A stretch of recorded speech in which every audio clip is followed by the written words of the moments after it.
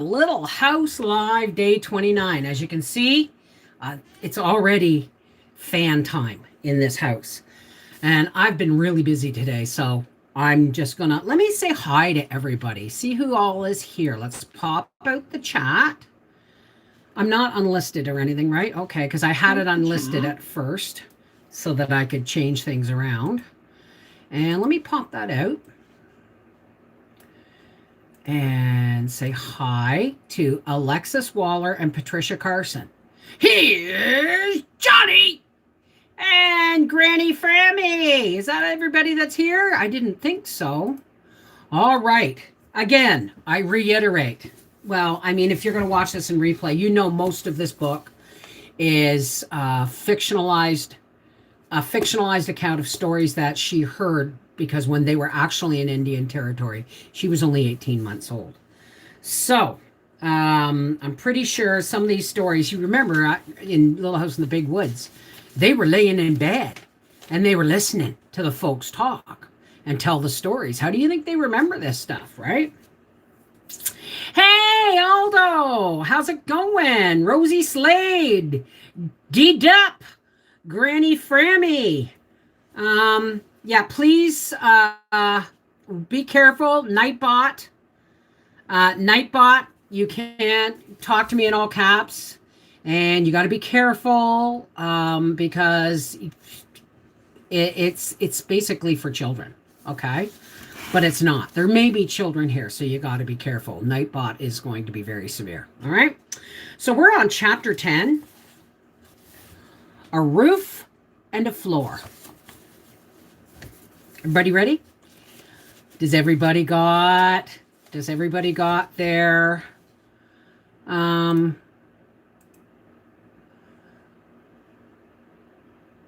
yeah, see? Sorry. Yeah, it's just it's not that great. It really isn't. So, I have to change my glasses.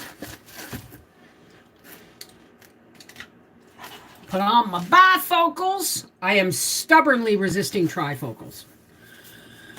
Okay. All day long, every day, Laura and Mary were busy. When the dishes were washed and the beds made, there was always plenty to do and to see and to listen to. They hunted for birds' nests in the tall grass, and when they found them, the mother birds squawked and scolded. Sometimes they touched a nest gently, and all in an instant, a nest full of downiness became a nest full of wide gaping beaks. Should never ever do that if there's any children watching. You touch that nest with your body at all, and she may abandon them because you found them. If you want to see the babies, you touch the branch below, right? Became a nest full of wide gaping beaks, hungrily squawking. Then the mother bird scolded like anything, and Mary and Laura quietly went away because they did not want to worry her too much. In the tall grass, they lay still as mice and watched the flocks of little prairie chickens running and pecking around their anxiously clucking. Oh my goodness. Please forgive me. It's been a really busy day. In the tall grass, they lay still as mice and watched flocks of little prairie chickens running and pecking around their anxiously clucking smooth brown mothers. That's a pretty good picture of what a prairie hen looks like, folks. They're kind of like a prairie partridge. They watched the striped snakes rippling between the grass stems or lying so still that only their tiny flickering tongues and glittering eyes showed that they were still alive. They were garter snakes and would not hurt anybody, but Laura and Mary did not touch them. Ma said snakes were best left alone because some snakes would bite and it was better to be safe than sorry. And sometimes there'd be a great gray rabbit so still in the lights and shadows of a grass clump that you were near enough to touch him before you saw him. And then if you were very quiet, you might stand a long time looking at him. His round eyes stared at yours without meaning anything. His nose wiggled and sunlight was rosy through his long ears that had delicate veins running. delicate veins in them, and the softest short fur on their outsides. The rest of his fur was so thick and soft that at last you couldn't help trying very carefully to touch it. Then he was gone in a flash, and the space where he had been sitting was hollowed smooth and still warm from his warm behind. All the time, of course, Laura or Mary was minding baby Carrie, except when she had her afternoon nap. Then they sat and soaked in the sunshine and the wind until Laura forgot that the baby was sleeping.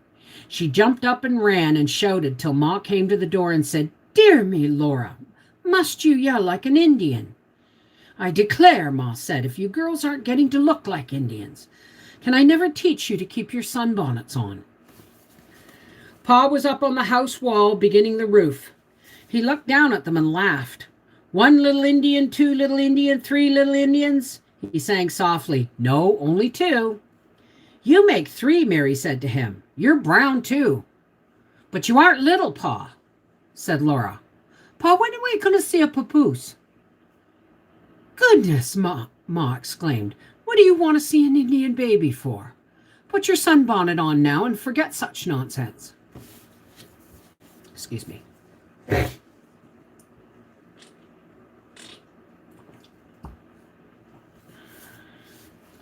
Laura's sunbonnet hung down her back. She pulled it up by its strings, and its sides came up past her cheeks. When her sunbonnet was on, she could only see what was in front of her, and that was why she was always pushing it back and letting it hang by its strings tied around her throat. She put her sunbonnet on when Ma told her to, but she did not forget about the papoose. This was Indian country, and she didn't know why she didn't see Indians. She knew she would see them sometime, though. Pa said so, but she was getting tired of waiting. Pa had taken the canvas wagon top off of the house, and now he was ready to put the roof on. For days and days, he had been hauling logs from the creek bottoms and splitting them into thin, long slabs. Piles of slabs lay all around the house, and slabs stood against it. "Come out of the house, Caroline," he said. "I don't want to risk anything falling on you or Carrie." Wait, Charles, till I put away the China shepherdess," Ma answered. In a minute, she came out with a quilt in her mending and baby Carrie. She spread the quilt on the shady grass by the stable and sat there to do her mending and watch Carrie play. Pa reached down and pulled up a slab. He laid it across the ends of the sapling rafters. Its edge stuck out beyond the wall. Then Pa put some nails in his mouth and took his hammer out of his belt, and he began to nail the slab to the rafters.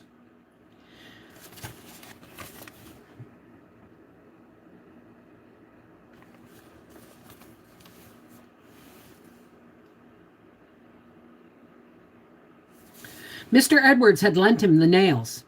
They had met in the woods, where they were both chopping down trees, and Mr. Edwards had insisted that Pa borrow the nails for the roof. "That's what I call a good neighbor," Pa said, when he told Ma about it. "Yes, yes," said Ma, "but I don't like to be beholden, not even to the best of neighbors." "Nor I," Pa replied. "I've never been beholden to any man yet, and I never will be. But neighborliness is another matter, and I'll pay him back every nail as soon as I can make the trip to Independence." Now Pa carefully took the nails one by one from his mouth, and with ringing blows of the hammer, he drove them into the slab. It was much quicker than drilling holes and whittling pegs and driving them into the holes. But every now and then a nail sprang away from the tough oak when the hammer hit it, and if Pa was not holding it firmly, it went sailing through the air. Then Mary and Laura watched it fall, and they searched in the grass till they found it. Sometimes it was bent. Then Pa carefully pounded it straight again. It would never do to lose or waste a nail. When Pa had nailed down 2 slabs, he got up on them. He laid and nailed down more slabs, all the way up to the top of the rafters. The edge of each slab lapped over the edge of the slab below it. Then he began again on the roof side of the house. Then he began again on the other side of the house, and he laid the roof all the way up that side. A little crack was left between the highest slabs. So Pa made a little trough of 2 slabs, and he nailed his trough firmly upside down over the crack. The roof was done. The house was darker than it had been because no light came through the slabs. There was not one single crack that could let rain come in. I would imagine you would have to really overlap them like almost halfway down the board before, because that's raw wood that he has split away from a fresh cut tree, and it's going to shrink, right?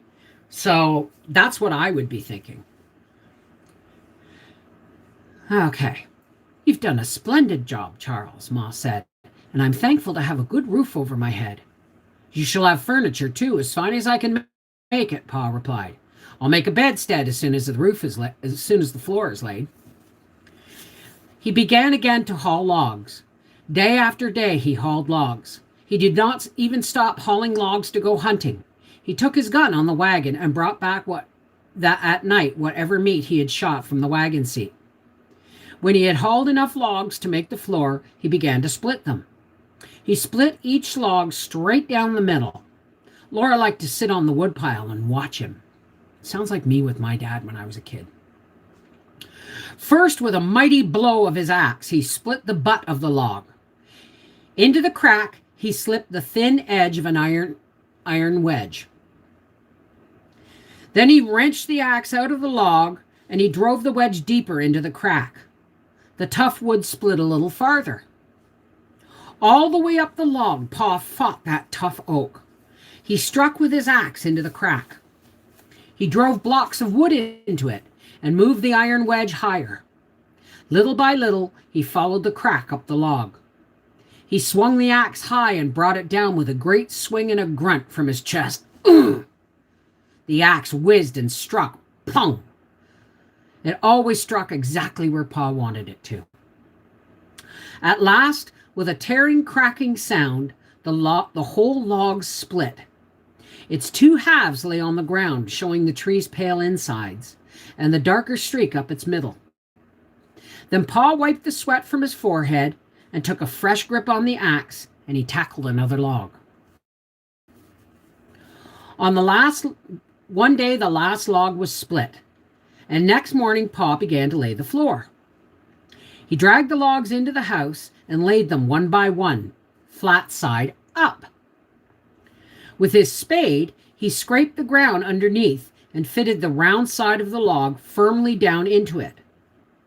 With his axe, he trimmed away the edge of the bark and cut the wood straight so that each log fitted next against the next, with hardly a crack between them. Then he took the head of the axe in his hand, and with little careful blows, he smoothed the wood. He squinted along the log to see that the surface was straight and true. He took off last little bits here and there, and finally he ran his hand over the smoothness and nodded. Not a splinter, he said. That'll be all right for little bare feet to run over. He left that log fitted into its place and dragged in another. When it came to the fireplace, he used shorter logs. He left a space of bare earth for a hearth, so that when the sparks or coals popped out of the fire, they would not burn the floor. One day, the floor was done. It was smooth and firm and hard, and a good floor of solid oak that would last, Pa said, forever. You can't beat a good punch-in floor, he said. And Ma said she was glad to be up off the dirt. She put the little China woman on the mantel shelf and spread a red check cloth on the table. There, she said, now we're living like civilized folks again.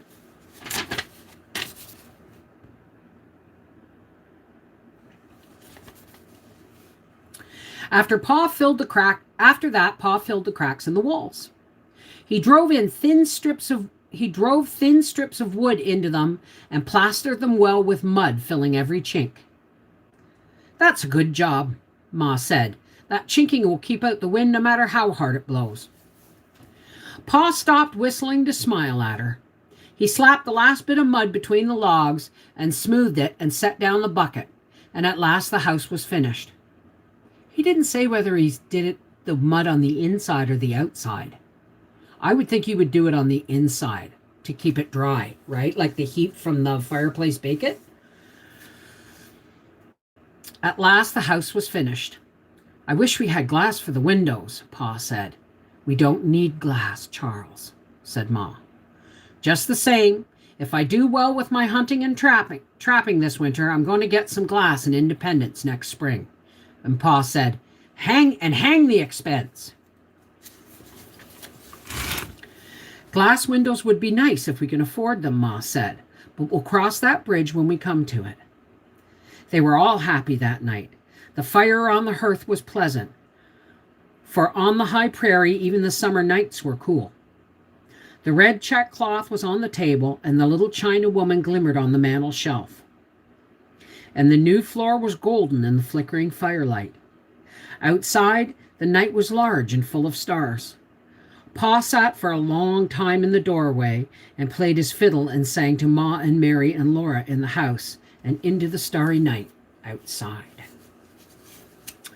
I can't help it if I forget it. The reason I talk when thoughts come to my head is because I'll forget what I'm thinking about by the end of the chapter. So I hope you don't mind that.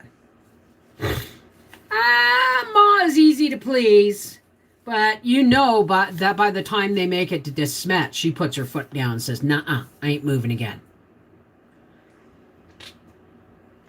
All right, shall we read Indians in the House? Do I get a yay or a nay on that? I got time, right? It's only been uh-oh. Hang on. Pages are starting to fall out of this poor old book. I've read it so many times. I'm going to have to get a new set. Hang on a second here. Where's the tape? Good heavens. There it is.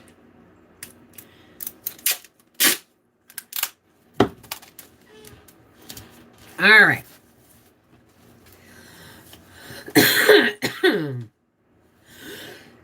All right. Chapter 11. Indians in the House.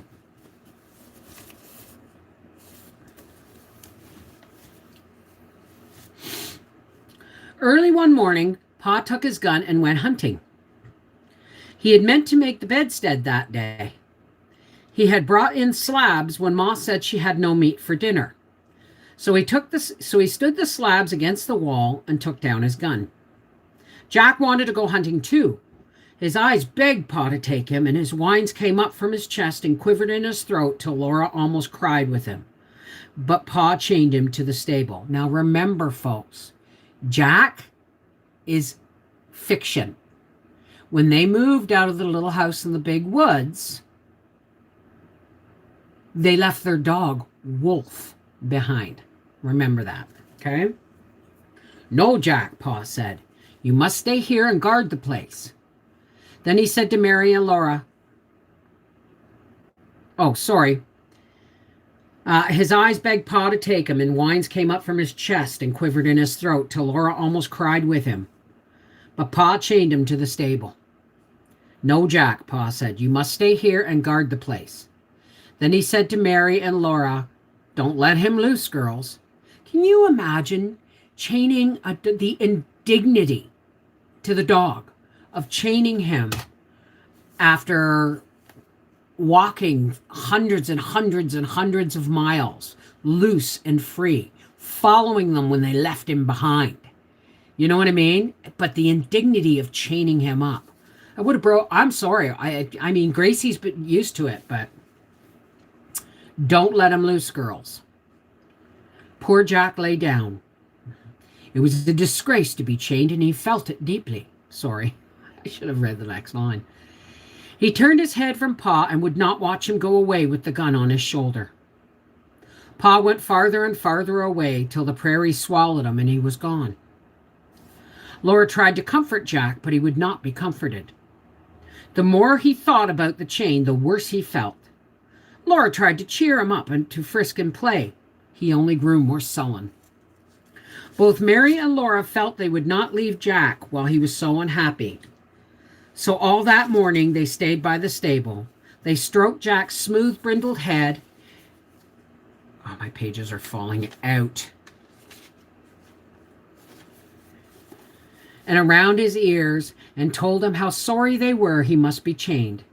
He lapped their hands a little bit, but he was very sad and angry. His head was on Laura's knee, and she was talking to him, when suddenly he stood up and growled a fierce, deep growl. Arrgh. The hair on his neck stood straight up, and his eyes glared red. Laura was frightened. Jack had never growled at her before.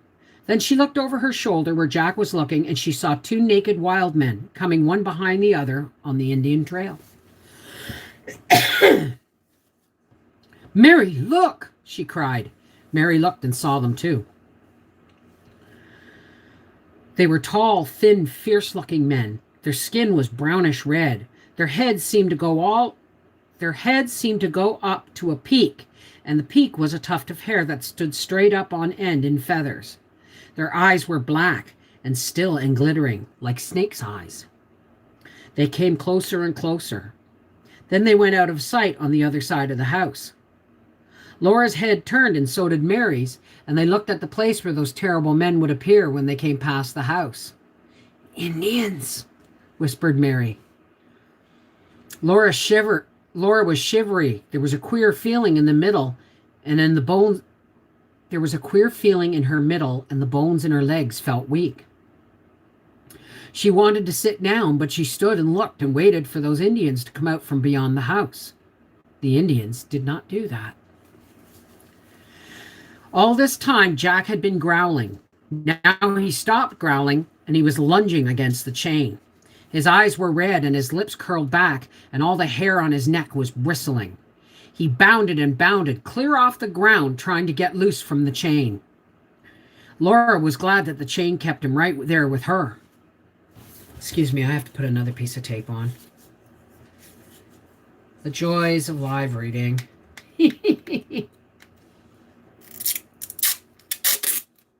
Shoot. Oh well, that'll have to hold it for now.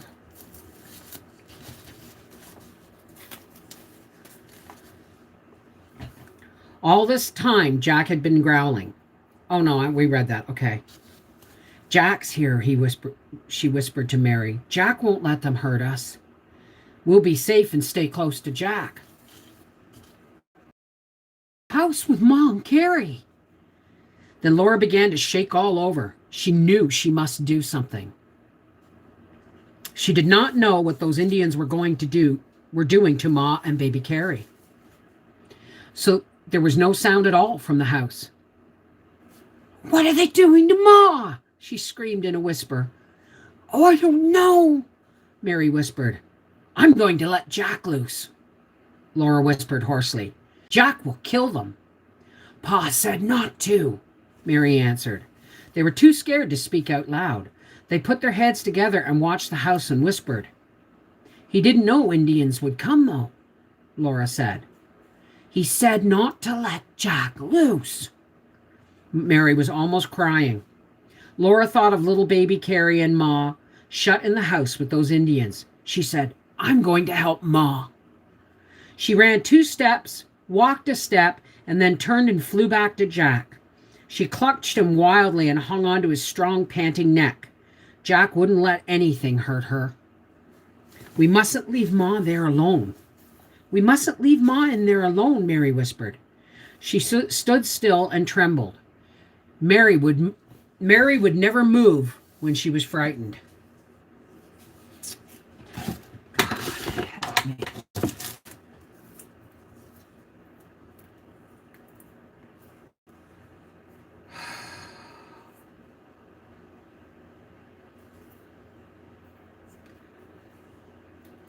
Forgive me, folks.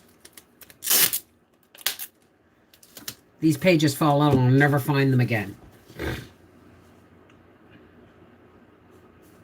Mary could never move when she was frightened.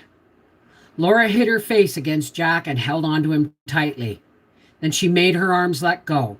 Her hands balled into fists, her eyes shut tight, and she ran towards the house as fast as she could run. She stumbled and fell down, and her eyes popped open. She was up again and running before she could think. Mary was close behind her. They came to the door. It was open, and they slipped into the house without a sound. The naked wild men stood by the fireplace. Ma was bending over the fire, cooking something. Carrie clung to Ma's skirts with both hands, and her head was hidden in the folds. Laura ran towards Ma, but just as she reached the hearth, she smelled a horribly bad smell, and she looked up at the Indians. Quick as a flash, she ducked behind the long, narrow slab that leaned against the wall. The slab was just wide enough to cover both her eyes. If she held her head perfectly still and pressed her nose against the slab, she couldn't see the Indians. And she felt safer.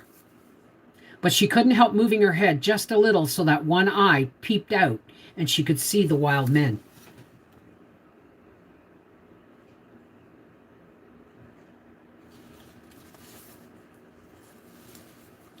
First, she saw their leather moccasins, then their stringy, bare, red-brown legs all the way up. Around their waists, each one of them wore a leather thong, and the furry skin of a small animal hung down in front. The fur was striped black and white, and now Laura knew what made the smell. The skins were fresh skunk skins. A knife like Pa's hunting knife and a hatchet like Pa's hatchet were stuck into each skunk skin. The Indians' ribs made little ridges up their bare sides. Their arms were folded on their chests. At last, Laura looked again at their faces, and she dodged quickly behind the slab. Their faces were bold and fierce and terrible. Their black eyes glittered. High on their foreheads and above their ears, where the hair grows, these wild men had no hair. But on top of their heads, a tuft of hair stood straight up. It was wound round and round with string, and feathers were stuck in it. Do you know why? Because when your hair is long, it can be a weapon in a fight. Somebody grab you by your hair. When Laura peeked out from the middle slab again, both Indians were looking straight at her. Her heart jumped into her throat and choked with its pounding. Two black eyes glittered down into her eyes. The Indian did not move. Not one muscle of his face moved. Only his eyes shone and sparkled at her. Laura didn't move either. She didn't even breathe. The Indian made two short, harsh sounds in his throat. The other Indian made one sound like, ha! Laura hid her eyes again behind the slab. She heard Ma take the cover off the bake oven. She heard the Indians squat down to the hearth. After a while, she heard them eating. Laura peeked and hid and peeked again, while the Indians ate the cornbread that Ma baked. They ate every last morsel of it, and even picked up the crumbs from the hearth. Ma stood and watched them and stroked baby Carrie's head. Mary stood close behind Ma and held onto her sleeve. Faintly, Laura heard Jack's chain rattling. Jack was still trying to get loose. When every crumb of the cornbread was gone, the Indians rose up. The skunk smell was stronger when they moved. One of them made harsh sounds in his throat again. Ma looked at him with big eyes. She did not say anything. The Indian turned around, the other Indian turned too, and they walked across the floor and out through the door. Their feet made no sound at all. Ma sighed a long, long sigh. She hugged Laura tight in one arm and Mary tight in the other. And through the window, they watched those Indians going away, one behind the other on the dim trail toward the west. Then Ma sat down on the bed and hugged Laura and Mary tighter and trembled. She looked sick. "Do you feel sick, Ma?" Mary asked her. "No," said Ma. "I'm just thankful they're gone." Laura wrinkled her nose and said, "They smell awful." "That was the skunk skins they wore," Ma said. Then they told her how they had left Jack and come into the house because they were afraid the Indians would hurt her and baby Carrie. Ma said they were very brave little girls. I would have told them they should have stayed where they were. "Now we must get dinner," she said. "Pa will be here soon, and we must have dinner ready for him. Mary, bring me some wood. Laura, you may set the table." You notice how she's getting busy just to distract them? Ma rolled up her sleeves and washed her hands and mixed cornbread, while Mary brought the wood and Laura set the table. She set a tin plate and knife and fork and cup for Pa, and the same for Ma, with Carrie's tin little cup beside Ma's. And she set tin plates and knives and forks for her and Mary, but only their one cup between the plates. Ma made the cornmeal and water into 2 thin loaves. She shaped each in a half circle. She laid the loaves with their straight sides together in the bake oven, and she pressed her hand flat on top of each loaf. Pa always said he did not ask any other sweetening when Ma put prints of her hands on the loaves. Romantic good for nothing.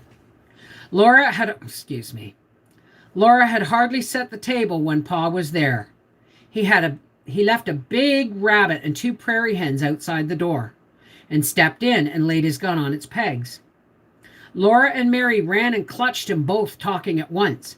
"What's all this? What's all this?" he said, rumpling her hair. "Indians? So you've seen Indians at last, have you, Laura?"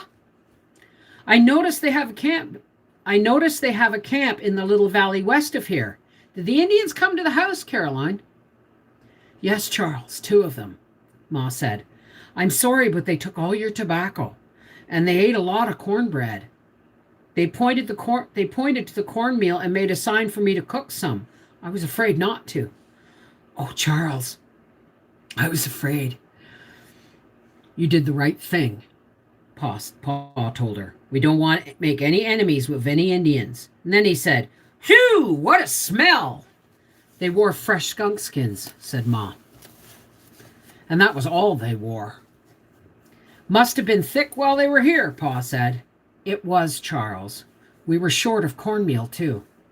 "Oh, well, we have enough to hold out a while yet, and our meat is running all over the country. Don't worry, Caroline." "But they took all your tobacco."